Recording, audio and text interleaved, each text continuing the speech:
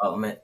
Very nice, Danny. Danny always crushes it with the intro, man. I'm always impressed. Halfway asleep turns on like that. He's like, I love it. Yeah, it's the switch. Like he's a natural star.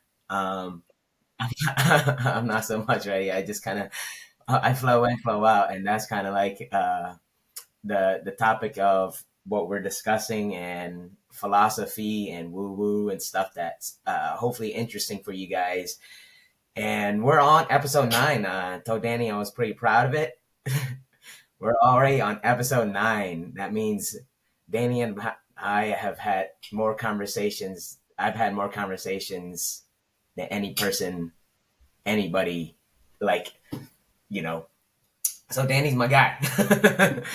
He does my life. You guys know my life and everything. So it's a friendship. It's a business relationship. It's cool. It's interesting for me to see it unfold as well too. So I think everybody that's watching, I think it's cool too because I'm looking forward to like creating a lot of stuff. So the more platforms that I could share some of my insights and wisdom and collaborate and help. I guess the mission is to elevate the collective vibrations and everything. So that's the mission is elevate the collective vibrations. Uh, Talk a little bit more about woo woo, make it a little bit more mainstream, and spread our knowledge and wisdom and help each other out as much. I think personal development is my field of interest and helping people grow. And typically before the show starts, we talk about what's important to us and what we talk about the meat and potatoes of our show or the topic of discussion. And today's topic of discussion is going to be about, I guess, defining masculinity. And this is very important because it's very to me it seems very confusing at times because there's a lot of stuff in the media that kind of um, confuses people. And I think talking about vulnerability in men and masculinity and defining how it's not being weak, I think that's something that is interesting. And then also too, like men's mental health is a very big. It's close to me because I went through some mental health issues, and I know other people are out there struggling as well too. So opening up and talking about masculinity and being vulnerable is an important thing of being a masculine person, you know. Uh, so let me, I want to hear Danny's thoughts because he's a fairly masculine guy. He's got kids, he's got a business, he's a little puffy. You're looking pretty good, bro. You're looking lean. You're looking lean. Put on some muscle, dude. You're gonna be like Matthew McConaughey. Yeah, was it good? You could eat. How did you feel? Sometimes when I eat a lot of sugar, I don't really feel anything. Oh shit. You good? I felt terrible, dude. Yeah. Absolutely, absolutely terrible. Um, After both incidences, right? Like, You can feel it. Yeah, that's the thing. Like when you eat healthy, you start to feel things more like when you introduce stuff that your body doesn't like. Like I don't like dairy, right? I could eat it. It make me uncomfortable, but it's not necessary that I like to eat it. It's like, do I like milk? No, I really don't. I didn't really grow up with milk and cheese. I just kind of adopted it. So I took it out of my diet. Okay. Technical difficulties. Cool. Well, I could keep talking. So we're back. Today's Monday, and we're talking about masculinity. And the reason why I thought this was a good topic was just because of all the information that's out on social media. I think that's one of the big things that confuses a lot of people in like masculine. And I think for me, I think the masculinity is embodied. If you have strong beliefs and strong core values and stuff, to me, that is the embodiment of your core values. And if you hold strong to that, no matter what happens with like social media, what happens with the news, with politics and everything. You stay strong. Yeah, or we could just restart it when we do that when we figure it out, huh? All right. Yeah, I think we just restarted then. Oh, that's annoying. So 9. All right. Let's try this again, dude. All right. We are recording. I guess we'll take it from the top. I can make it quick. Yeah. Or what? Or do you want to restart it so it's easier for you to edit, or you're gonna have to cut it? I think I did, right? Like at least it shows that it's recording. It is recording, but it says like it's at 8 minutes 36. So you'll just have to edit that first part, I think. Okay. I'm not sure. Then we should maybe it's still recording in the same episode. That'd be tight. So it's just I'll just chop it out. Yeah, yeah. If you want, chop it Cool. out, or you just have to edit it. However you want. Okay, we'll figure it out one way or the other. All right, you So want to you want start? to just pick back up from the start of masculinity and what the so our topic today, are you like I mean I can get it from where you talked. So Okay. Uh, yeah. so we were talking about masculinity. Sorry, we had some technical difficulties. So if this is not a perfect slice, it's not a perfect slice. This is the beauties of being a DIYer, podcaster, Yeah. dynamo here of figuring it the fuck out in the process. I just figured So out the studio setup with the lighting and the mic. It's been episode 9, so we're just figuring it out. That's really good. I know. Yeah, we're nowhere near knowing exactly what we're doing at all. So, but cool. All right, we're back. We're back. We're live. We're recording. We may be recording on a new thing that I have to splice, or we're recording on the same one that I just need to chop. But one way or the other, we're We're started. talking about So masculinity. That's the word. masculinity Mas- is the topic of discussion. We're just getting into it. So, Sam Nang was commenting about how I'm such a, masculine guy here. And yeah, what a stud. Definition of stud. oh, dude, these old pipe cleaners, man. Uh, I but love it. no, let's go into it, man. So masculinity, I know it's an important thing for me in my life, especially with 3 boys. But you think you started diving into it on your end, so let's pick back up with you. I didn't realize you had 3 boys at that. So you had 3 boys. Do you have any girls? Damn, 3 boys. Yeah. So Three you, boys, you got to be a good example of what it is to be a strong masculine man. facts, Facts, right? Real facts, real real facts. facts. I have 2 daughters.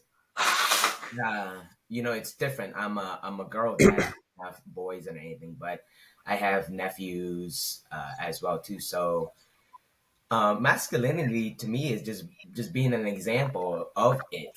It's not I have to show that I'm this masculine person and overpower people. It's to me masculine is being authentically you, right? And leading by example. Masculine men, I believe, have to do very hard stuff. And that's what builds masculinity. The idea of easy life to me wasn't appealing because it to me it just doesn't seem like I would grow if it wasn't hard, if it wasn't outside my comfort zone every day, right? So I over time I built up this like warrior mindset, and it flows into like my core values. If you see my coaching website, it's courage and discipline. Courage and discipline is actually the values of a warrior, right? Courage, like any man has to, like if they wake up and they fear what they're doing every day and they have the courage to do it, you're building that muscle. Like I don't want to go to the gym and do legs. I don't want to do this podcast. I don't want to put myself out there. I don't want to write this book. I don't want to write this program. Every day, I have to do things that I don't, I'm scared of every day. And that builds the courage muscle. And the discipline is what holds everything, together or like keeps it going when it gets hard, right? Because I think masculine men don't stop. They should just continue on growing and growing and growing and growing. And discipline is how you carry it. And I think having set core values that you think about and use your whole life around.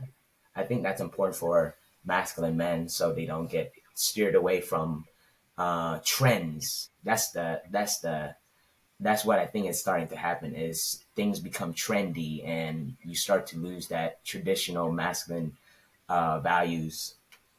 But yeah, so that's a little, what my thoughts are with like having core values and embodying masculinity. What do Yeah, you? no, man, I appreciate that. I think that courage piece is so true. And I think I saw somebody, I think maybe it was Hormozy that posted this one that I absolutely love. That was like when you're in the moment and like it's all on like fake it till you make it, which I absolutely hate. I hate That it too, dude. I hate it, man. That's so cliche. I'm like, dude, stop saying that. And it's like for me, it's like I've heard it for in my life and like believed it and tried it, and it doesn't work, right? And the other thing that's interesting about fake it till you make it is once you're actually still like in your fake it time, you're actually just doing it. Like It's like that's you're actually doing it. imposter syndrome. That's why we have imposter syndrome. Is because we Yep. live to that advice. It's like fake it till you make it. That's like fake it till you like you are it. Like be it. And the imposter syndrome is like that's the part of the growth, right? Like it's like if you have imposter syndrome, meaning that like you feel like you don't belong and you're like being fake in the process, you're not. You're just early in the process and you're actually there figuring it out, right? So, but that's the courage, right? And like all of that comes back down to courage, which I absolutely love. And there's so many places around my life, from leaving a job, an executive level paying job, mortgage, kids, third kid on the way. Yeah, I it's a mean, lot of hardship. Yeah, my wife was pregnant. We were what 6 months, so like 5, 6 months pregnant when I quit my job. Um, and it's like, well, what are we gonna do? I mean, I remember, dude, we didn't have insurance, right? Like none of that. And here I have a pregnant wife. Some people call me irresponsible, but it was actually I just had the courage that I could go and figure it out in the process. So we looked around, we found a midwife that could do the birth, paid for it out of pocket, and and then figured out how to make all that happen. Still had wow. the baby, Yeah, right? Like she's healthy, baby's healthy. Like we had an amazing birth experience. Um, so all that fear that people instill with you when you're making the decision, that's the thing that you have to learn how to tune out. And from a masculine perspective, right? That's where, at least for me, that courage piece is even if you feel like so scared, like this is one of my like kind of favorite things that I heard that I like. Even if you feel so scared that you feel like you need to fake courage in that moment, then fake courage because that faking of courage actually is you being courageous. I like that. I like that. That is And courage, and that yeah, makes you feel really real when you're doing that too, dude. Like, I mean, it takes a lot of courage to do what you do. Entrepreneurship and being a masculine man. I think that's something that you should do. It builds that muscle. For me, is like I the biggest influence on my in my life is my dad. You know, some of the audience members. I'm Cambodian American, so they say I'm sorry. Cambodian first and then American because that's my roots. Uh, so understanding your family values, what are good values and what are bad values. I think in masculine men, like men don't have great relationships with their father. I have a great relationship with my father, and he's literally my hero, right? And I still seek guidance and seek insight from him. He's the one that's kind of helped me reach to this level of like peacefulness, like enlightenment. But having other strong men around you, right, will teach you how to be strong men. And me being Cambodian American, I'm not sure if the audience remember, I'm Cambodian American, but there was a genocide that happened in Cambodia, and our family was refugees. And the reason why my family is here in America, I it's because of my dad, because of how courageous my dad was during the refugee camp. So we were refugees from like Cambodia, and I was actually born in a refugee camp.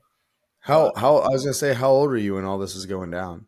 I wasn't born yet, but I can tell you the story. This is actually a very important story to kind of like my backstory and kind of like how who I am Yes. now. But so in we were refugees in Cambodia, and we were living in a refugee camp in Thailand called Kawadang. So actually, a lot of our family members and close friends are from that camp. Kawadang is a very famous refugee camp. So we my family was living there illegally. Like, so you if you ever anybody talks to my dad, he has stories of him like getting put in jail, almost getting like killed daily, like running, stealing for food, and he has some really good stories. So that's why a lot of people come to like come visit him, because he tells really good stories. Should get him on the podcast one day. But Yeah, dude, we so should. this story he tells it really great.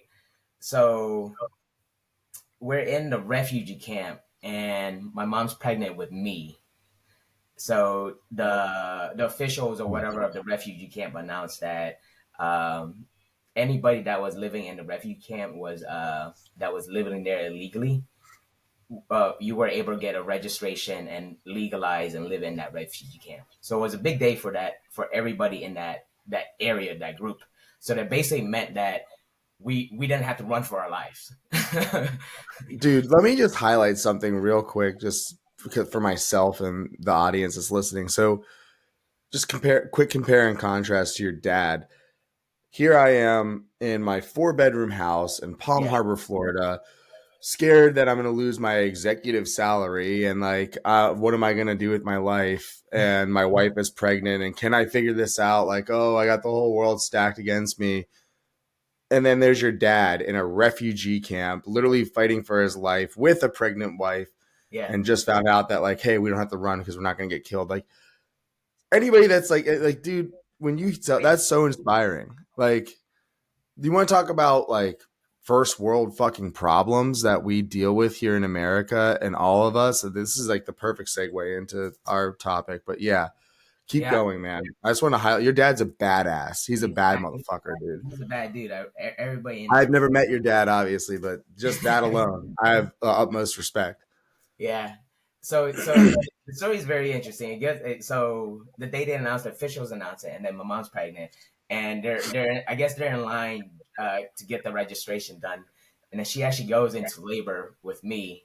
So they push her to the front, yeah, and I think the only person that goes with her is my grandma. So it's like, and then they give birth to me, and I'm the only guy. I think the only baby that was born that day. Holy And shit. yeah, it was like that same day, and my dad was like, so my name means Sam Nang. It means lucky in Cambodian, right? So it was like, when my dad tells me that story, man, I feel so inspired and feel like I have something to do, right? Almost like when my dad tells that story to all his friends, it's like, hey, my son's like the chosen one or something, right? Yeah, man. So it's very to me, like when he tells me the story, it feels like a legendary story. So he said my name is Sam Nang, and also that I was born on a full moon as well too. In like the Eastern culture, like the full moon means a lot. Even in the spiritual world, the full moon means a lot. I can't really like describe what it is. I'm still kind of learning in that spiritual side, but the moon has something to do with like some spirituality, and I'm trying to figure it out, Danny. I, hey, man, I was just in Miami, and the guy that I was, one of my clients is down there. And he was like, well, you guys should have a good time walking around South Beach because it's not a full moon and all the crazies aren't out. Yeah, all the spirituals probably come on the full moon, but But yeah, at the end of the story, dude, like that's wild, man. that story is wild. My dad can tell it really good. Just having that behind like my back, and like my brothers to teach me like family values. Everybody in my family, like strong men, we're traditional, and we're also learning how to be more vulnerable and express ourselves as well too, because that's something that like I think strong men should work on their weaknesses. We shouldn't avoid weaknesses, expressions of emotions, and being vulnerable, telling people how you feel is, to me, is a very masculine, because it takes the courage to put yourself out there. You know, I think a lot of Yep. men, even females as well too, they don't have the courage to put their message out there, even though their message could help somebody else. You know, why have the courage to say the message so it helps other people out? And that's kind of like the reason why I've been getting coaching clients, is because when I say my message, it's because I'm speaking to resonate. I'm speaking from what I heard from other people that they're struggling with, and so I'm sharing my insight on what I'm hearing as well too. But yeah, Yeah, man. And that's, I mean, that's, I can see you got like it's like a legacy you got to live up to, right? Like, yeah, and it's definitely inspiring because it's like, man, if my dad did that, and my story, my father, I had a very strong father figure as well. I was very close with my dad. He's passed, yeah, but he's got his story is, his parents came straight off the boat, one from Poland, one from Italy. So my dad was first generation immigrant. We're second generation immigrants. And he grew up in like the slums of Jersey City. yeah. His father was a postman, and didn't make much money. And, his mother was stay at home. And, they struggled. They grew up poor. And my dad was smart. Like at 16, my dad was making rocket fuel in his basement. I Wow. ended up like catching his basement on fire at one point in the middle of Jersey City because he's a 16-year-old making jet fuel, on his own. But he ended up going up. He became a master. He got his master's in physics, went into the Air Force, became a colonel, transitioned into corporate America, became an executive for Verizon. And then like his kind of claim to fame was he closed the $1.2 billion deal between Verizon and Boeing that got Wi-Fi on planes. Oh, So nice. like, That's him. that's him. He was the one that pitched it and won the deal. So like, he went from nothing in slums of Jersey City all the way up to, at one point he owned technically four different residences, right? And that's when like I came into the picture. My mom would say I was a blessing from God. I was a mistake, right? So my sisters are 12 and 13 years older than me. It I was supposed was to a be a good time. girl. I was supposed to be a girl. I was the third. But yeah, so I grew up in a very privileged, like standard white privileged life, right? Like, but my dad used to always instill values of masculinity into me. Yeah, And he expected a lot from me on that end, right? And we had five core values, five core guiding principles growing up that my dad used to drill into our heads. yeah, And it was faith, love, trust, compassion, and integrity. And all of those, like I remember those as a young boy yeah, being told, to kind of go into, with everything that I do, to live through that. And he lived through that himself. And I was never like one to follow in my parents' footsteps. Like they had their vision of like go to college, get the wife, get the job, get the house, have the kids, yeah. the classic American dream. And I was like, why do I need all this? I don't want this. I'm gonna go snowboard. And that was really hard on my family until literally until like a couple months before my dad died. And I was like just starting to get into this digital marketing thing. This is before I got like my big wins in government contracting or anything. And I was explaining to him what I'm going to do. And I was like, Dad, like, I'm on the path. Like, I'm going to be just fine. Like, my family's probably going to make more money than my entire family combined. Like, we're Right. on a track like this. And that was the first time my dad, like, fully had conviction in me and believed in me. I'll never forget that. We were in a grocery store. And, and then he died a couple months later. Right. And it was like, now I got to fulfill on this. Yeah, Um, but it takes that courage and that masculinity side of it, and I think there's a lot of things in like the news, right? And I mean, especially in like pop culture and all sorts of things, toxic masculinity and yeah, all this stuff, right? And there's a lot of like polarization going on. You have like the Andrew Tates, like the Tates of the world, Andrew Tate and Tristan Tate, that are like preaching masculinity back into young men. You have the haters that are going to hate on their story. Like I posted something from them that I Yeah, just thought was a good quote. Like, never mind their backstory and everything else, but just I thought it was like a good message. And I had people DMing me being like, "You yeah. shouldn't share their stuff. They're this, they're that," and I like, got the same too. I'm like, okay, so they maybe they are right. So the message still resonates, and still something we need to hear. And I think that one of the things that I totally agree with in like having a wife is in a traditional partnership of like man and woman, and I think even really like in really any relationship, you have the polarization within the relationship of femininity and masculinity, right? And whether that's regardless of what you want to use it for a pronoun or whatever, all that other bullshit, we don't have to go into that, but like regardless of what you want to use there, there is typically a feminine component and a masculine component.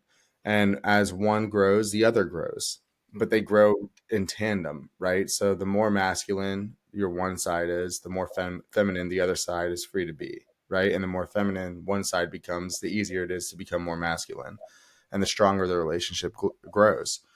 And I've seen it with my wife, right? Like if I look back, if I rewind to a little over a year ago, maybe, or actually more like almost 2 years is crazy. But like I was drinking, like if I go back to December of 2022, right? I was drinking like a fucking fish. Like it Yeah. was bad. Oh, me. I measured it out, dude, and before I even had dinner, because I would drink two vodka martinis before dinner. And finally one day I like actually measured how many like shots I'm consuming. It was sickening. It was 12 shots, 6 shots per martini that I would drink before I even had dinner. And it was like, and I could function. Yeah. So, long story short on that, like I was drinking heavily. I was making You're so excuses for high myself. functioning now. Because you're like you were I'm already like, oh my God, I'm like sober. I can do things now. I'm not like permanently fucking intoxicated. yeah. So, You're like, if I was functioning. able to do all that, Yeah, that's interesting. Yeah, you were telling me yeah, I it was was. wow. But yeah, man, like that at that moment I was probably more feminine than, and like my masculinity was probably like at an all-time low. Right. Even though I was this executive, and even though I felt like I was making an impact, I had confidence issues, and like I realized I had like a lot of social anxiety, Yeah. and I had a lot of stress, and I relied on alcohol Yeah. to cope with that. And I think that there's something to be said, like anytime that you have issues and you have to rely on something, anything that's not you, right? Yeah. In my experience, it lowered my masculinity, and my wife had to step up and do more, Yeah. and thus she had a resentment towards me. Yep. Yep. And like we weren't in like a bad situation like a divorce, but we were in a situation where she was like, I don't know how long I could go on, like if Danny continues to drink like this. And Yeah. rightfully so, I wouldn't have stayed with me, for the rest of my life if I drank myself into the grave, like it would have been terrible. So it took a lot of change. And as I started to cut back on drinking and I had clarity, I realized like things that I need to step up to as a man. And some of those things were as simple as laying with my sons Yeah. and helping them fall asleep at night. There's a masculine trait to that, right? It's not just coddling a baby, it's laying with my boys and like giving them the peace of mind that they're safe because, daddy, the protector, is there letting them help go to bed, as opposed to, mommy, who's, more of like the nurturing Yeah. type. So it's all sorts of little things like that, man, that like came out of it. But yes, I think it's an important part to all walks of life, whether you have kids, whether you don't have kids, whether you're in a relationship, even if you're, like whatever gender you identify. I mean, I think that there's always going to be a masculine and feminine component to every single relationship. Yeah. I definitely agree on that. I think when I was going through my divorce and like separation and everything, and a lot of the reason when we talk about like we were talking about universal laws. There is a law uh, in the Hermetic principles that's called the law of gender. So what you're saying is an actual law. It's like why male and female are attracted to each other because we're polar opposites, just like magnets and stuff. So once you're starting to get into like relationships where the man is a little bit more feminine and the female is starting to rely more, and they start to build their testosterone level and gets off balance, that's when we start to get like attraction, start to like push away from each other. So it's a real, I believe it's a real thing. And after like researching a lot of like going through like when you go through like divorce and separation, you read all the relationship books. You're like a relationship expert after like a divorce if you work on personal development. But yeah, the law of gender, male and female, like yes, masculinity, you're a man, but you do have to have that small percentage of that feminine side as well too, right? It doesn't make you mean you're a female, makes you human, right? Because you cannot be completely all masculine. If my message was all masculine, there would be no heart behind it, right? So there's got to be a balance of it as well too, and it's the same in the females as well too. There's a feminine energy, and then there's a masculine energy that they could tap into. If they were all feminine, they wouldn't be doing anything. You know, they wouldn't have goals, they wouldn't have ambition. That small testosterone, that's what it is and stuff. So it could be in both genders, I believe. So if you're if a in a relationship where a man is masculine and he's in the masculine frame and the female stays in a feminine frame, and the feminine frame is to exude love, to show appreciation and kindness and everything. The guy or the masculine frame is protector, servant leader, you know, all the masculine stuff that we talk about. And you know, we tried to set a good example. And I think for me that's one of the big things is just trying to be a good example, right? I have daughters. I have two daughters, so I don't have any sons. But the example is that you know, my wife, my first wife Whitney, told me, she said, you know, you're the example, the standard for a man that she holds for in her future relationships and stuff. So Right. Yeah. yeah, even though I'm divorced, I still treat their mom with respect.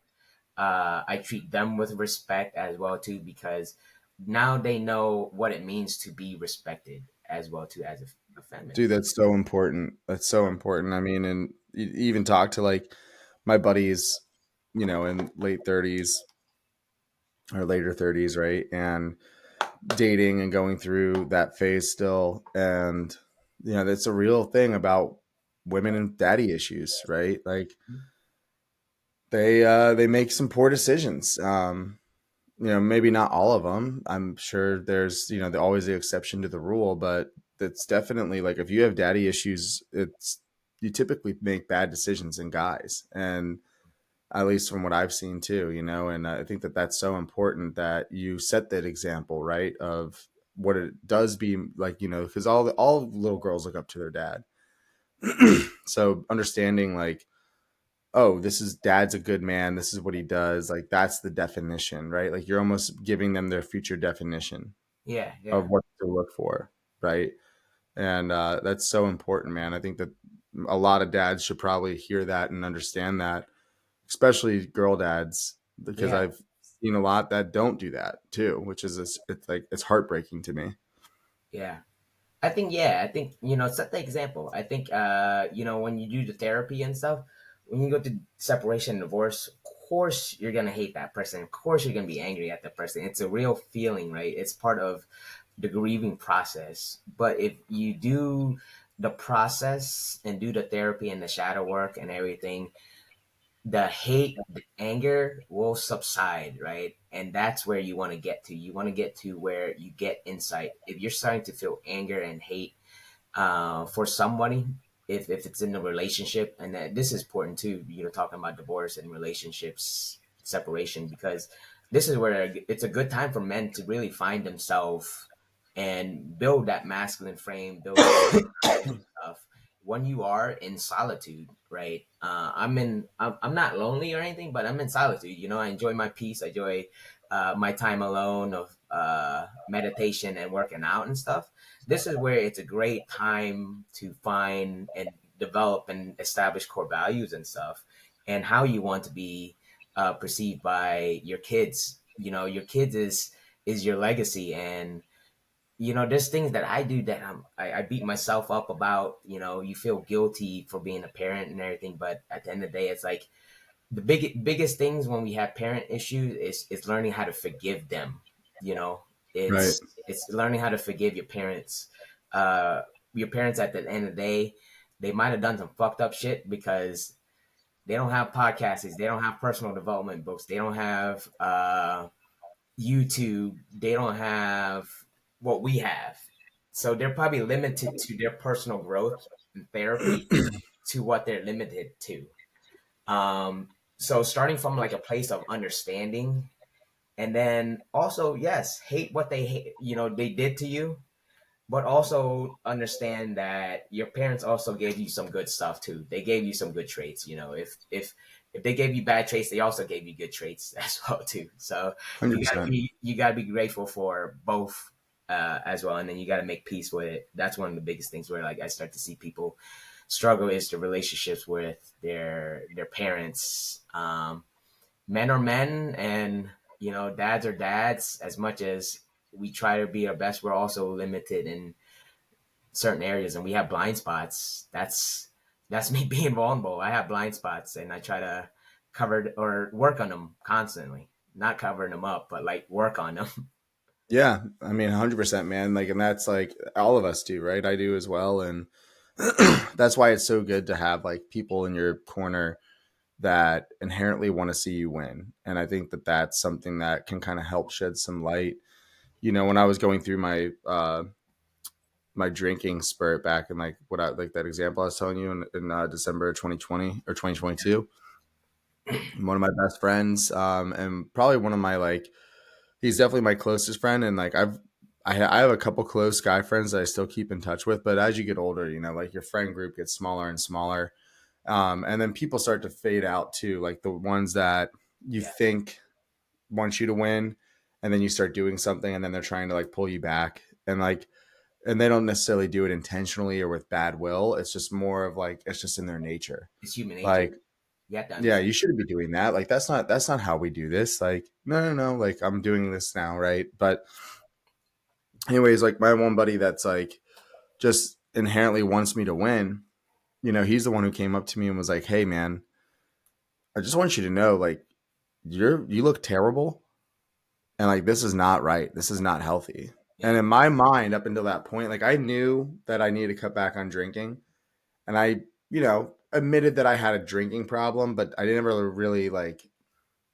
never like got into trouble with yeah, drinking, aside from like getting in trouble with my wife. So yeah. like I was yeah, yeah, I got to drink it. Well, I'm an alcoholic. Yeah, okay, whatever. Everybody's an alcoholic. Like, but I'm gonna continue to have my drinks. I don't really have like a big problem. He's the one that came to me and was like, "You have a problem," and that kind of opened my eyes to a lot of things. And then I also, something as simple as like going back to the kids and setting an example.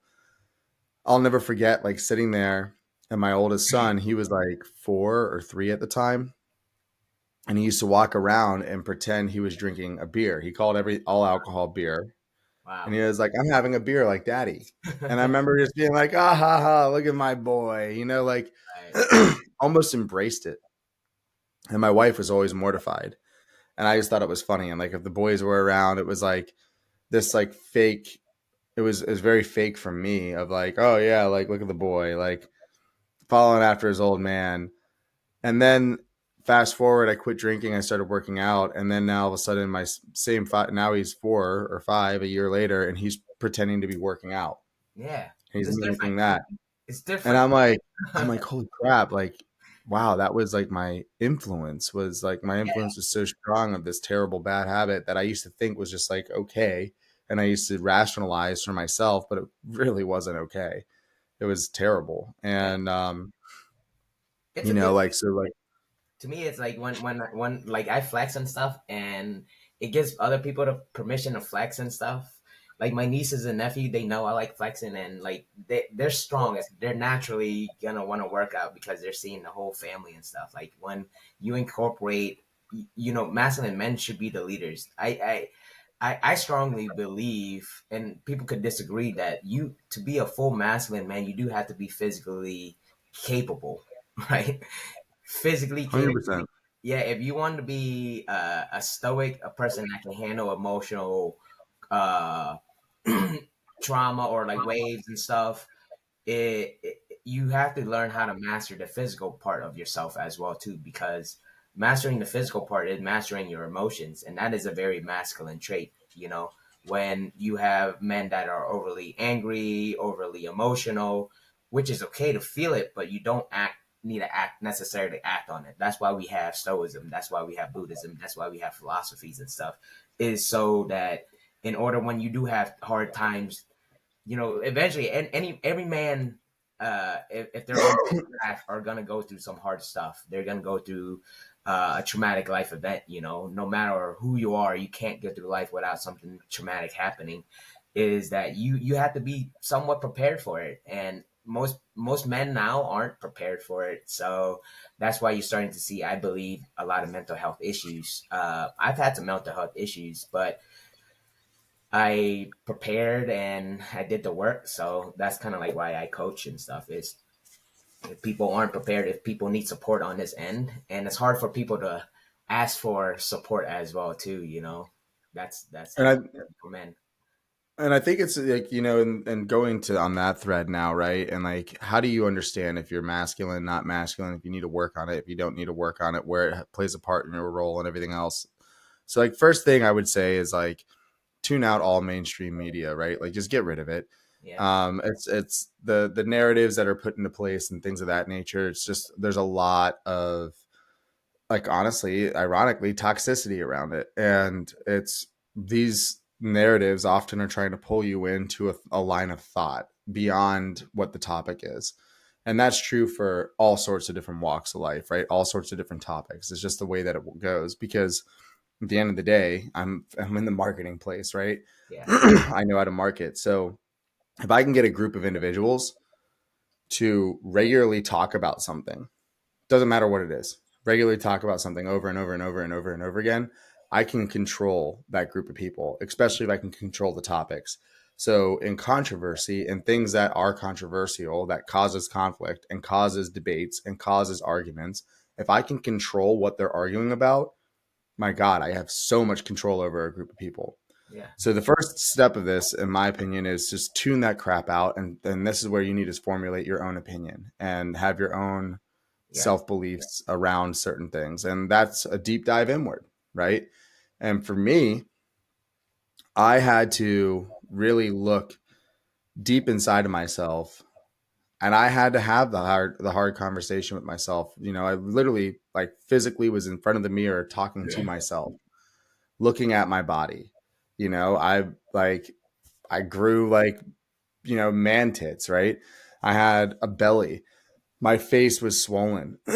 Like I was 180 pounds. I've only ever been 150 pounds, 155 pounds since I hit puberty.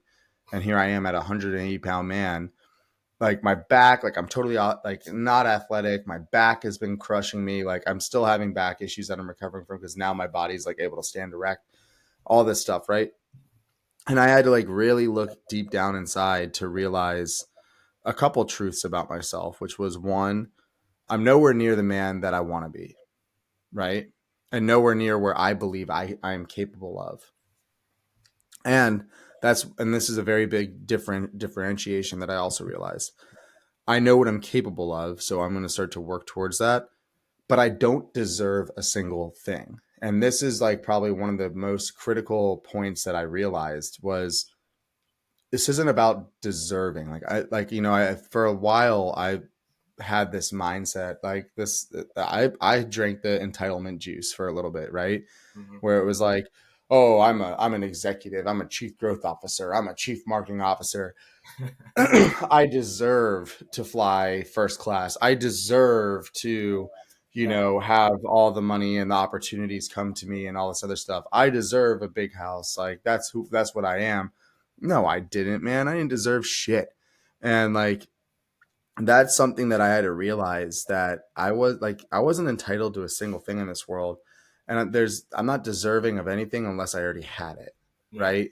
Like, I'm deserving of being a father of three. Why? Because I have a family of three boys. Yeah, That's why I deserve it. I don't deserve it because it's a future thing. I deserve it because I you got have it. it. Yeah, you got it. And that's when I realized, like, okay, if I'm going to make myself a better human being, a better man, if I'm going to make this business work on my own, if I am going to go get, $1 million valuation of a business, if I'm going to go get wealth that I want, if I'm going to go get a life that I want, I have to create it. I Yeah, don't deserve it, and no one's going to give it to me. And it doesn't matter what my title is. It doesn't matter where I came from, what I look like, any of that shit. None of that shit matters. The only thing that matters is what I'm doing today and what I'm doing in that moment and how I'm moving the needle for myself. yeah, And every day I focus in on moving the needle for myself until finally I started understanding, like, I was able to make a direct correlation with becoming a better human being, becoming a better man, taking care of my shit, and ultimately taking myself and my family to the next level and growing, right? And I think that that was a big pivotal moment for me in my masculine journey of realizing and accepting that I was not a masculine man at the time, no matter what my ego told me. And no matter how I felt on the outside and what my friend group would like look at me. Cause I've always had this like loud spoken alpha mentality. I've always had it. And like, I've always been the rebel. I've always challenged things. I've always spoke my mind. And that can create a facade often to yeah, who I really am. Right. And I kind of let that happen around me in that space until finally I pulled it all back and I was like, wait a second. I'm just another like it's just a human person. being that's just out there trying to figure his shit out, and I don't deserve this shit. Like, I don't deserve anything in my life. Yeah, I need to go become a better human being. Like, I and realize I need to bring a lot of value to this world. yeah, The more value I bring, the more things will start to come. And it's not about deserving things, it's about earning things and growing into things, right? yeah. So That's it inspiring. was a That's a yeah, I inspiring. mean, I think a lot of people out there, dude, if you want to see, like, it's funny, man. So my buddy that I went with to Dave and Buster's, we went to Dave and Buster's last night because, like I said, it was rainy. We didn't know what to do with the kids, so we went to Dave and Buster's. It's a Sunday night, rainy Sunday night in Florida. The place was packed. I mean, like, shoulder to shoulder packed. You had to wait to get on every ride. Dave and And Buster's. my buddy that I was with, he's a self-made man, just sold one of his businesses, and like, he went up to the bar to order a burger and a water. He also doesn't really drink that much. And he saw this dude walk up, ordered 4 shots of Cuervo for himself, already shit faced, and like went back and like partied with the boys. And he came to me after that and he was like, dude, could you imagine if like the epitome of your week is going to Dave and Buster's and getting drunk? Like, if that was it for you? I was like, man, that's sad. And like, I think so many times, like, I that really hit home for me, like when I think about like my own life and what I prioritized and why I prioritized it and why I thought that that was like a piece of success. Yeah, And in that moment it felt like success, but it wasn't. And you see it all the time everywhere, man, of like these people that either have a false sense of masculinity, where they're kind of projecting it onto themselves, or you see it where like they almost overcompensate for it and to mask their insecurities. And I don't know, man. Like, I think it's an interesting topic that all of us need to, especially men and fathers, probably need to take. Like, it's never ending. Like, you keep never. looking inward. It is never. Like, I mean, growth is never ending, so it's never really any spot to stop. I think I did want to interrupt you, but you were so good in your story. But you're having like a friend tell you, like you say your most honest friend told you that you had a drinking problem. And when I started breaking away from like my social group as well too, I told a lot of my friends like, "Hey, look, I'm getting ready to go on this journey." Like I didn't even know it was a spiritual journey, but I was getting ready to break off and just start doing my own thing. But I've said that to like many of my friends that had like drinking problems, and I've told them, and I want them to be better, right? But the thing is, like, I couldn't hang out with them anymore. I had to like step away and continue on with the past. That's a big struggle for like men, or is that like I talk about drinking, not drinking as in like the alcohol itself. Like if a lot of majority of people don't drink by themselves, they drink social, right? Right. Social drinking is a lot of pressure. Even I knew that. It was like all my friends are and buddies are hanging out, but I really want to study. I need to study, or I need to work out. I need to go to sleep so I could get rest for my workout and stuff. But all your friends are out drinking and having fun, right? That's where it's really a big struggle, is stepping away from that. And the alcohol itself, it's like, okay, once that social pressure is gone, the alcohol makes it easier to not drink alcohol. So but yeah, that's a great story. Your story is inspiring as well too, with like how much introspective and reflection that you've had as a man, that you felt feminine versus now you feel more masculine in the masculine frame as well too. And all like I felt it as well too during my separation divorce. I felt ashamed of myself. I felt like I didn't provide, I didn't do what I needed to do for my family and stuff. So that put me in a very like off balance, like I wasn't balanced, for me Hmm. being in the masculine frame. Even though like now it's like I'm physically fit, I do physically hard things, I do uh work on business, I'm on sales, I'm putting myself out there, so more in the masculine frame. But I also have to have that small feminine with my daughters and everything, and with this message and stuff. So having a good balance and reflection, I think, is for men is important. Time for solitude, doing things that are solely yours so you could provide and be the best for your family. I think that's very a strong masculine trait. So for me, all I'm doing now is, even though I'm not married, it's like eventually if I do get married and stuff, I'm gonna be this very masculine established person that has financial stability, that can provide, that has emotional control. So I want to be the strong leader for my family. Even if I'm not in a relationship right now, it's like I'm thinking ahead. So anybody that's like, if you're separated or divorced or like in between a relationship, the best time to build masculinity is in solitude. Work out, journal, meditate, be around other strong people to get influence, right? And that's why when you say, like, when you drink alcohol, you can't see the level of, you stay in a low vibrational state and you can't get out of it. Your friend saw it from you because he was in a higher vibrational state. He probably quit drinking. Right. Was like, hey, I could see better for you. If you have friends Right. that tell you that kind of stuff, they're real friends. The real friends are the ones that say, "Oh, he's depressed." Like I had a great friend and he had a drinking problem, and I told him, and all his friends were like, "No, he's depressed. You're just," for me, it's like you're just egging it on and just letting him be that, because a good friend would say, hey, you have a drinking problem, you need to fix it. And if you don't fix it, I can't be your friend, right? So that's hard for people to say. I've Right. done that to some friends where, like, hey, I can't be your friends if you continue this behavior. So I cannot be responsible or like have that level of guilt, like if something was to happen. So sometimes making peace with like people, that's a hard aspect, is giving up like And that. like on that note, I got a good exercise for any of you guys listening that want to understand if your friends, like where they kind of lie on the spectrum. Like, are they true, real friends that want to see you win, that are willing to grow, versus like they're not your real friends, right? And something that I learned, right, is you have to pick something. It could be anything. For me, it was biking. Okay, it was hopping up on my bike and biking every single day.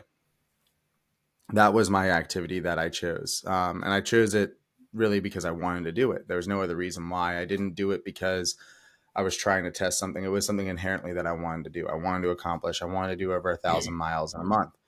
So what I did was, is I just basically turned to my friend group and I was like, hey, I'm gonna bike every single day. I'm gonna bike 30 miles. If you guys want to come, you can.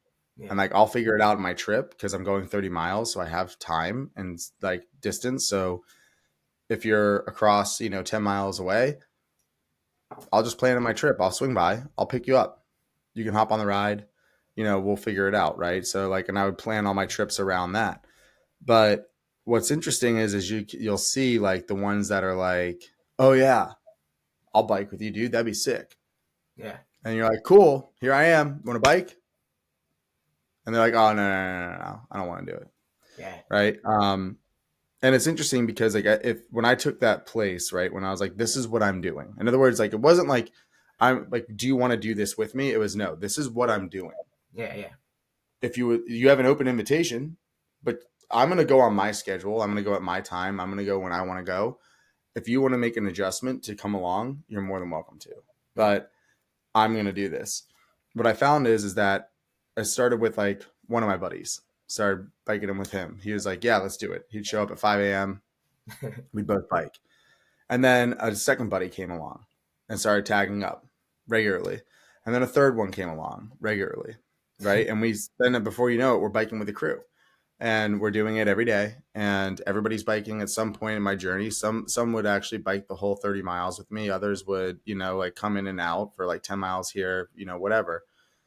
And I realized like I was the catalyst of getting that group together and biking because of my actions. And it wasn't intended to be that way. I wasn't starting some bike camp or like whatever. It was just, this is what I'm doing. This is where I'm going. Here's your invitation. Want to come or do you not? And it's up to you. And then after that month, I kind of reassessed and I stopped biking. And when I stopped, everybody doesn't bike anymore. Nobody bikes from that group. And I think it's really interesting. Like you see that often a lot. And so a good like way to kind of test this for yourself in your group, if you're struggling with like, or even have the thought of like, maybe I have a toxic friend group, maybe my friend group is holding me back, just put your hand up, pick something, anything in your life. It could be running, it could be biking, it could be, studying, it could be reading, it could be, learning a new skill, whatever it is. Pick something that is inherently difficult, that requires you to challenge yourself, that is ultimately going to help you and anybody else that wants to be a part of it. Right. And like in personal development, like you probably could relate to that, right? Of picking one of these little things. It Yeah. could be any part of your life. It could be not drinking. It could be spending more time with your kids. It could be any of that stuff. And you can invite the group to participate in a way of like, well, let's sync up and let's talk about, what we did with our kids this week. If it's spending more time with our kids, and let's just take a 1 hour block every week. But anyways, pick one of those things, challenge yourself, and then vocalize it to your friend group and say, I am doing this. Yeah. I am going here. Vocalize. I'm very clear with what I want to do, and I'm going to go do this. Whether you come along or not, that's your choice. But I'm going to go do this. You're more than welcome to join me. Yeah. And you'll be amazed to see how many people will peel themselves off from that. So it's not like leaving them necessarily. You're inviting the group, and those that are going to want to come, that are going to see the potential opportunity for themselves, and they see your success in the process, they're going to gravitate off of that. And they're going to be those people that want to see you win, just genuinely want to see you win, that have your back, like truly have your back. Yeah. Not the like, I like if they're a part of the journey and you sell your company for $1 million and then they're like, hey, you want to hook me up with a couple $100,000? Like, they're not those people. They're just like, cool, dude, you did it. Like, high five, like, go live your best life. Like, keep going, like, and those are the people you want to surround yourself with. So sometimes it just takes you to test your own friend group Yeah. through your own actions, and not words, but actual actions. You use your words as a vehicle to describe the action that you're taking. And then make the invitation, right? I just found that to be really interesting when it was like assessing my friend group and seeing like who wanted to be a part of this journey and who didn't. Yeah. Um, and then I took it a step further because I vocalized it on social media. And then you really get insight to your real friends, because you have then all of a sudden friends that you've had for a very long time might start hating on you. Yeah. Um, and telling you things that like I had it happen to me, like, oh dude, like, I think it's cool what you're doing, but maybe like tone it down. Like, Ton of time. like, wait a second. Like I, dude, Go harder. I Go was harder, bro. told, I was straight up told to that I would probably be more successful with the stuff that I'm doing on social media if I just started drinking again and started talking about shit while I was drinking. I Yeah. literally was told that, and I was like, man, No. not what I'm doing. Yeah, yeah. That's definitely that's complete opposite. But yeah, Yeah, but anyways, so that's kind of my kind of take or like no. challenge, I guess you will, to the audience. I want to add on to that. That's great that you did that, right? It takes a lot of balls. It takes a lot of strength to do that. It takes a lot of like the thing is like it's leadership. That's what it is, you know. Men that lead with a vision or with like some kind of purpose. And the thing is, that's what I do with Peak Performance Academy. Is like if you want to be a part of the community, you know, I'm not selling anything, but we're all getting elevated. We're all working on entrepreneurship, personal development. We're getting more spiritual and stuff. It's not like brainwashing or anything, but it's like we're all gonna like work on this together and stuff. So if you want to join, like join the community, and if you don't want to be a part of the community, it's like okay, you know, not a big deal. But we're all moving in like a sort of direction. We're elevating, and you know, stepping away from toxic groups and stuff takes a lot of like leadership. It takes a lot of balls. But the thing is, it might be hard, but you're gonna be very, as a man, you're gonna be very respected. You know, when those friends that originally might hate you, and then you start to become successful, and then the people that are supporting you, they're gonna support you, right? You have more support than you actually believe. Like at first when I started doing this, I didn't realize like um, you don't realize that like people low key like listen to you and expect to hear from you and everything, but then there's also the few people that don't care for it and stuff.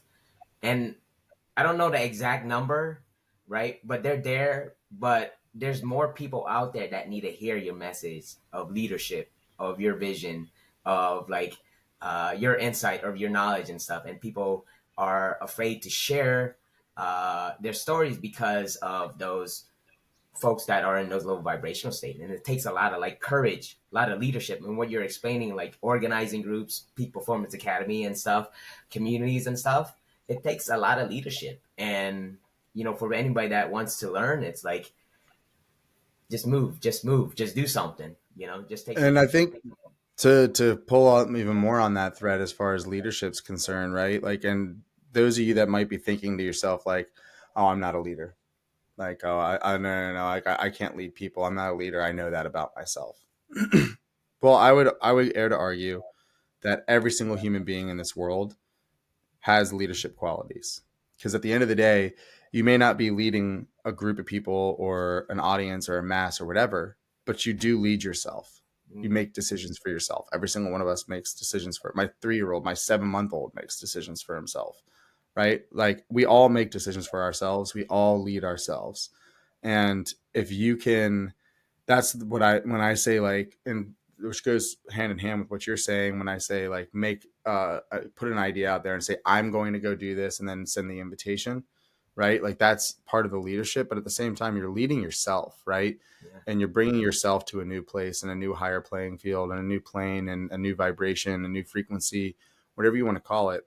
You're leading yourself in that process, and if you can lead yourself, then you definitely have the ability to help inspire and lead others, right? And it's not necessarily always like taking them into battle with you as far as a leadership's concerned. Sometimes it's just the smallest little thing of like, hey, I did this today. Like you said, sharing your story, sharing a piece of it. Um, that's that. It could be leadership to a Tony Robbins event. I'm going to a Tony Robbins event. Do you want to come? yeah, Right? Like that in itself. Like yes, you're getting led by something else and somebody else to go consume content, but you making the action to go start it because you're trying to become a better human being and then making that invitation is part of that leadership, right? So even like people going into your academy and your community, it's the same concept, right? Hey, I'm going to try this out at Peak Performance Academy because I want to become a better human being. Do you want to come yeah, into that journey?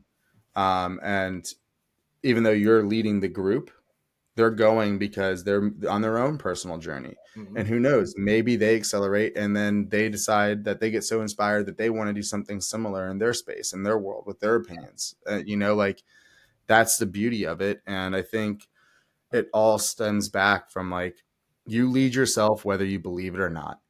You lead yourself every single day, whether you believe it or not.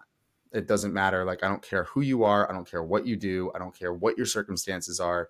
Look at your dad in Cambodia. Yeah.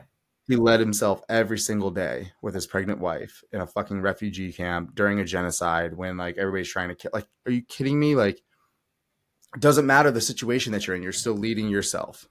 And if you, as soon as you understand that and accept that to be a fact and a truth that you can't run away from, why not pick the journey that's going to lead you to become a better human being and help you go achieve the things that you want, that you do desire and that you do want for your life. And then that's where all you have to do is open that invitation up to your friend group to say, I'm going to go do this.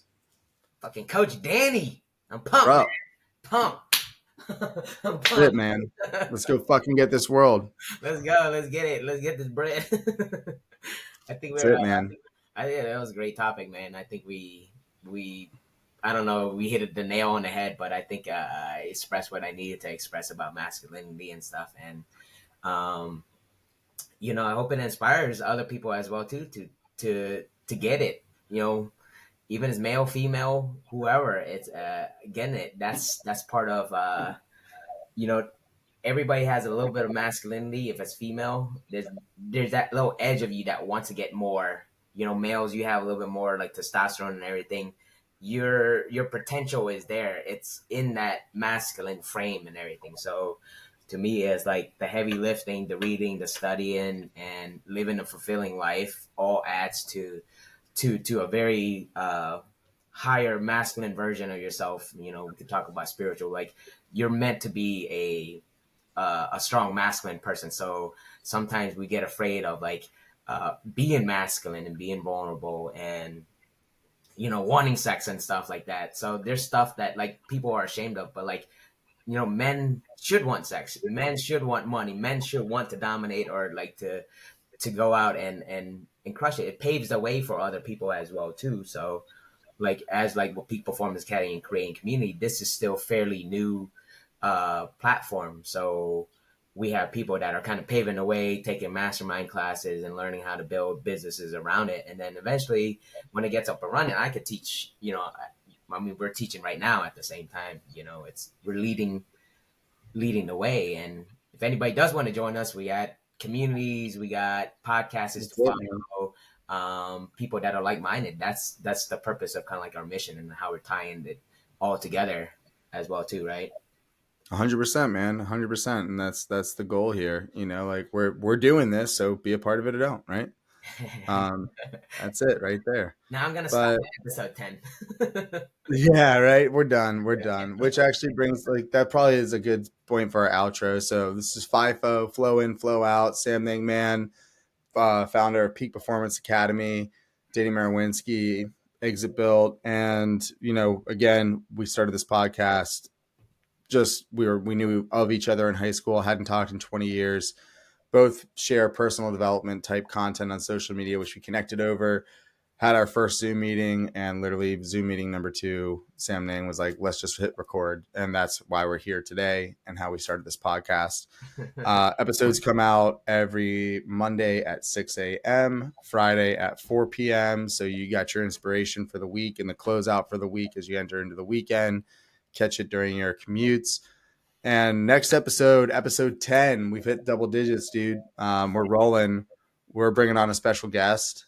So that's Yeah. our first time where we'll have another person. Why don't you invite some of the audience members to, if you guys like the podcast topics that we're discussing topics, before the episode and actually just winging it. So like literally like 5 minutes before the show, we're like, do you want to talk about this? And then he's like, yes. But if there's anything that you guys want us to talk about or topics of discussion or want to join us on being a guest as well too, I know we got like masculine energy. We do need some feminine energy on the podcast as well too, anybody that's in the same growth space as us as personal development. So we invite you to be part of that as well too. So we can make it. Yeah, like that's I think that's a good point, man. Like I think anybody that's wanting to grow as a human being is a viable guest for this podcast, right? Like that's our ultimate message is like raising the collective vibrations through growth, right? So if you are going through growth, like we'd love to hear your story and love to have you on and hear your thoughts. You know, we don't have all the answers. We're just two dudes that barely know one another that are just going through this experience authentically. And like, we'd love to hear your experience too, you know, and hear your opinions on some of these topics. So definitely drop us a note. You can get them at samningman.com. Hit them up. You can hit me up. I'm on Think Cold on Instagram and Exit Build on my website. You can find my contact through there. But yeah. Yeah, great episode, man. All right, brother. All right, bro. Well, Friday. crush it today. Yep. Happy Monday, Oh, man. did we Let's gotta go do a get check this in week. from our actionable items? Yeah. That's true. I got it. I do have an update. Still not where I necessarily want to be. Not working out religiously yet or doing three days just yet, but I did have my first experience.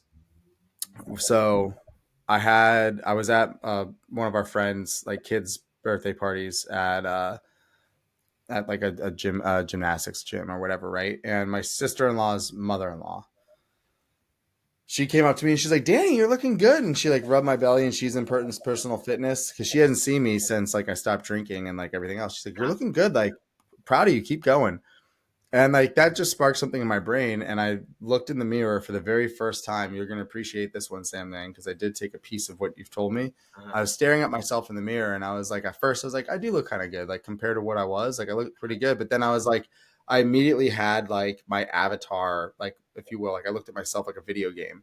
And I was like, well, what if my chest is a little bit bigger? What if my shoulders are a little bit more round? What if I had more definition in my Yeah, biceps and I could see myself you're actually like visualizing as stuff. yeah, I was starting to visualize for the first time like what I would look like with the build that I'm going for, right? Like not like bodybuilder necessarily, but like if I had that build. And it's inspired me. Like I walk around with my chest a lot higher now. I'm like actively working on my posture. I'm going to the chiropractor again today. So like I did commit to the chiropractor and like whether it's You're that's gonna already work or getting like not. the benefits of like your mind is already thinking that, which is very strong as well too. It's crazy like how when you do start lifting, like for me, like it's so addicting for me to go to the gym and then get a pump, right? Because that looks exactly what you want to look like and stuff. So like I could go in really flat and then at the end, like how Hormozy's always like you get puffy. It's a pump, and you could look exactly like what you want to look like, which is such a cool feeling. But once you start hitting some weights and start getting like making body composition changes, the confidence level it's great, and having somebody validate you that's in the physical fitness space, like that's why I compliment people all the time. That's like one of my best openers is like even though I'm a physical fit, I will go up to somebody and be like, "Damn, you have some amazing shoulders. What do you do?" Right, and that's almost an instant opener, whether it be male or female and stuff. But that's great. That's good to hear. Yeah, But so like it's starting, man. Like so anyways, for me, still not there yet. Still fighting through, still struggling with the like sitting down for 45 minutes to get it done, but I am starting to like envision what I would look like and that's becoming more and more inspiring because now it's like I can see it. It's yeah, tangible and I know what I need to do now and now I just have to start to really do it. So, how um, about you, man? Where are you at? I'm good. Well, I wrote the hook value proposition on my refrigerator so I could see it, and I'm trying to incorporate that into like even my Instagram posts. I So for by the way, just to catch people up, Sam, my task was 45-minute workout every single day, Monday through Friday. So that's what I'm working towards. That's what I'm referencing. I'm not there yet, not doing that yet, but that's my goal, right? And for Sam Nang, his goal is to start work on content where the framework of the content is hook, value, payoff is yeah the kind of core framework. So you can go back to previous episodes to hear more on that, but that's what we're catching up on. Sorry, go yeah. ahead, Sam Nang. No, that's good. That you remind everybody. I forget. I just jump. Yeah, I know. We have to remind ourselves that like some people might this be their first episode that they're listening to, right? So it's Yeah. like we probably need to give context. mine is incorporating that into like my social media and like my branding and everything, which is good. I've done where TikTok where I kind of categorize something, but I created a TikTok, and then I also interesting. I learned how to tweet on Instagram. Yeah, you got a threads going. I saw that. Yeah, I I saw your post. You're like, I tweeted on Instagram and I shared it through Facebook. Like, whoa. it's weird. Like when you start to open up your eyes to like social media and like marketing and stuff, like you find different avenues and stuff. But and I think I might have said a lot of f words yesterday because I worked out and I was like feeling a lot of testosterone. I was like, oh, let me get on here and say a lot of f words. Fuck it, dude. It's all good. It's terrible when your friends egg you on. You're like, fuck yeah, yeah, keep doing it. You're like, all right, Hey, man, unapologetically you. yeah, Here, I'm gonna give you something to help with this framework. Okay. yeah. So check this out. I'm gonna share my screen. I don't think I've shown you this yet. It's called answerthepublic.com. You did share me this. I showed you this. Yeah, yeah. That's where I've been reading my blogs from. Uh, Awesome, man. Yeah. yeah. So like, yeah, that's right. I got it right here. So, You shared it when you were asleep. oh yeah, dude, I was probably. I know I was fried on one of those. So for those of you that don't know what this is, you throw in your keyword, right? So personal development. Neil Patel, he's a famous digital marketer. He put this together. It's pretty brilliant. But like, you can go to YouTube, right, and select this. By the way, so like this is showing you the Google results. Yeah, But like here, like if you click YouTube, it's gonna make me do it. All right, let's just go back. So you have to sign up. You get 3 queries per your free trial, right? Three daily queries. You can pay for this. I'm not an affiliate to it or anything, but it's just helpful. So personal development. And then you have all of these questions. So they aggregate all of the most commonly asked questions across the internet. yeah. So, like, But you use it. our personal development courses tax deductible, right? There's a great topic right there. I don't know that answer. People are searching for that. They're curious about that. Like, can I write this off of my taxes? Maybe, like, if you're a business owner and you're treating, the Peak Performance Academy and what Sam Ning's doing as, a way of elevating yourself, Yeah, right, in your business, then yeah, you probably could write it off. So, like, these are just some kind of cool topics, and you could do this again for any topic. So anybody that's trying to create social media content or whatever, these are your hooks. yeah, And the payoff would be, the value would be your story. I'm like, oh yeah, I was, I'm a business owner, and I knew that if I needed to make myself better, then I would be able to accelerate my business. So I founded Peak Performance Academy, and I wrote it off my taxes. So like finding Peak Performance Academy and writing off, and yes, and answering this query, that's the payoff, right? The hook is the question, the value is the story, the payoff is answering the hook. yeah, yeah. Yep. So I like that website. There's a lot of good information there. That's why, like, it's a good business model to provide a lot of good content, good information for people. And that's kind of like for me too, like for like samnangman.com and Peak Performance Academy, like podcasting and putting the content out there and Instagram story is I'm trying to answer the questions that I hear from like our coaching calls and from like my questions. People don't answer or like ask uh, directly, but like in my private messages and stuff, what I'm answering is actually what people are asking me or just kind of trying to get clarity on too. So that's where I get most of my content or most of like what I'm thinking about. And I think it comes off as naturally, and then it resonates with people and to stuff. So that's why like people they'll message me and everything, and we'll create like and that's kind of marketing or networking is just getting their attention. They spark some kind of interest, so they could have a question, and then you start a conversation, and then invite them. Hey, would you like to be a part of the community? It's not like I'm going for a close immediately or anything on the sale. They're getting content, they trusting me, and then I'm also inviting them to be a part of the community as well too. And then there'll be courses for purchase, so they know that hey, I'm a quality dude, I'm a quality business, and the content is legit as well too. So, and I'm also providing free content as well too. It's the same with all the good marketers. It's the same. Provide good content until when you're ready to work with us, you're ready to work with us, right? yep, that's it, man, dude. So yeah, let's Yeah. keep going at it. Let's circle up. I think I gave you like try to do this with everything that you're doing as far as content and try and knock out 3 of them. I know you started on TikTok. That's great. You're on Threads. So I'll keep an eye on it over this next week as you put out content. I'm gonna be looking for that framework in there. All right, let's flex more framework. Yeah, dude. There you go. Okay, buddy. Here. Awesome. Yeah, man. I gotta go take a pee pee.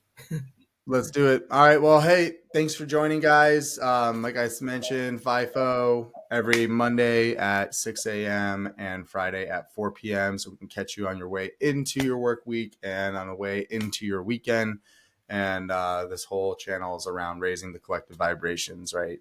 Flow in, flow out. That's it. Sam Nang Man, Danny Marawinski. Thank you, guys. Nice work, Danny. All right. All right, bro. Appreciate See you. ya.